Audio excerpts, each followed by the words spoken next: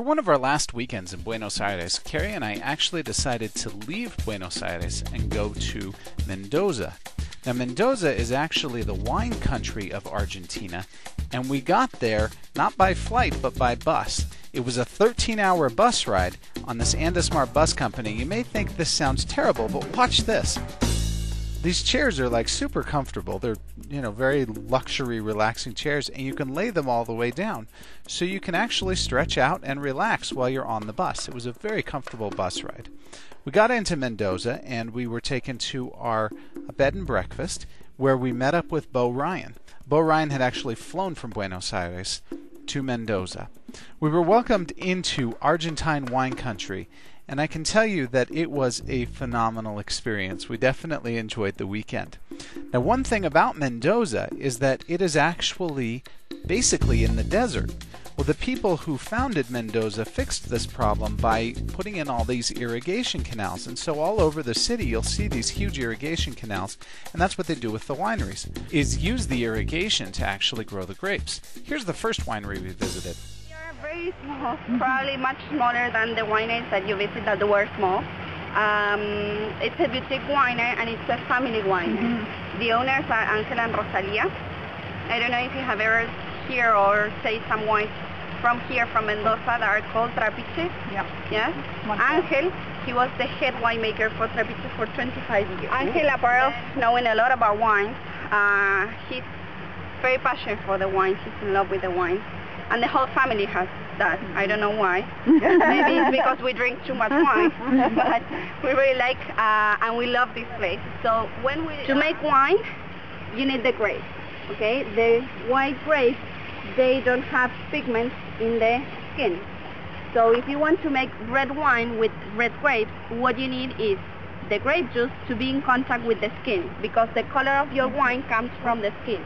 Okay? So if I wanted to make, for example, a white wine from Malbec, that Malbec is a red grape, what you do is you press the grapes and you only take the juice, and you leave the solids apart. So your juice is clear, it doesn't have color.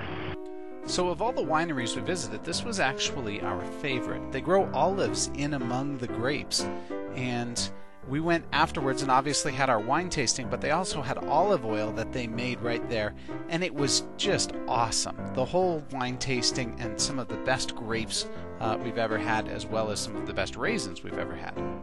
From there, it was off to our second winery. From there, we're going to decrease the temperature until we reach 31. Then we'll push up up to 34, 31, 34. And instead of taking 20 days, it's going to take 6 days. So this is one room that you have to imagine. It will be completely empty room, and you have to imagine full of barrels. The thing that, that a barrel can be used 5 or 6 times. You can imagine that after trying all of these wines, we tried a few here, and after trying all of these wines, we were ready for some lunch. So we went to a winery called Rucamalin, where they serve lunch. You speak English? Yeah. Where are you from? ¿Hablas español? Yeah. Bueno. And the principal step is a bit standard. It's okay for you, Simi? Yeah? You know, you're a vegetarian. Okay. I can offer you pasta or vegetarian? Or both? Could be both. So the food at Rucamalin was awesome. We had one of the best desserts we've ever had, and of course, 4 different kinds of wine. We went to another winery after that, and after that it was just time for a nap. For dinner, Bo Ryan actually invited us out to this place, and we went there and just had some of the best food. I had salted chicken that was cooked in this really cool outdoor grill. Well, we went back to the bed and breakfast for a night of sleep, and we really did like the Plaza Italia, but if you stay there, make sure that you recommend a room that's not on the ground level. Some drunk guys were outside of our window for half the night. So this is us at breakfast the next morning, and they say that when you're in Rome you should do as the Romans. Well, when in Mendoza you should do as the Mendozians and drink wine. So after breakfast it was time to hit another winery. So the first winery of the day that we went to, we actually saw them recycling the wine back from the bottom of the barrel to the top of the barrel. They have to do this about 3 times a day to ensure consistency in the wine, and it was awesome. Then they took us down into the cellar.